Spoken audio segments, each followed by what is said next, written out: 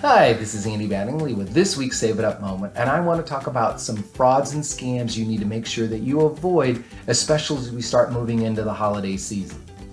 The first one is telephone scams, and this is where someone's going to call and try to get personal information from you, or maybe even bank account information, and a lot of times it'll look like it's coming from someone you recognize, or they're going to try to pressure you with threats of lawsuits or law enforcement coming to your house. So, couple of tips: make sure that you don't get fooled by caller ID. Make sure you verify who you're talking to, even if the phone says it's someone else.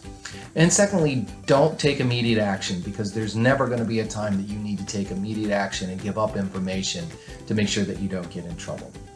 Another scam you need to be aware of is a banking scam, and this could come in a couple of forms, but it's basically where they're trying to get you to do something with your account where either they can take it over or they can get money from you and then you won't have a way to get it back. So a couple of tips here: make sure you never wire money to someone you don't know, because if you wire it, you can't get it back.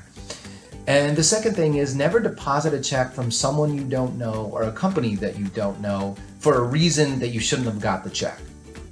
Another important scam to avoid is lottery and sweepstakes scams. And what happens here is you're defrauded because you were told that you won something, but before you can get the prize, you have to send them money to pay for the taxes or some other situation.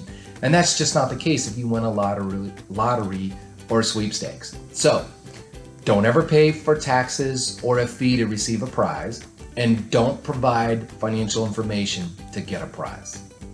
The last one I want to talk about, especially because we're rolling into the census time frame, is census-related scams. And this is where someone will present themselves as being from the U.S. Census Bureau, or they'll send you an official-looking document. And what they're trying to do is get your personal information. So always ask to see the census badge before you're talking to someone.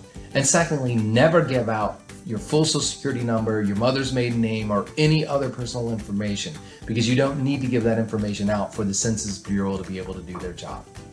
Awareness and vigilance are the keys to making sure that you're not becoming a victim of fraud. That's been this week's Save It Up Moment. If you want any more information on this topic or any other topic, make sure you visit the Save It Up page at forumcu.com.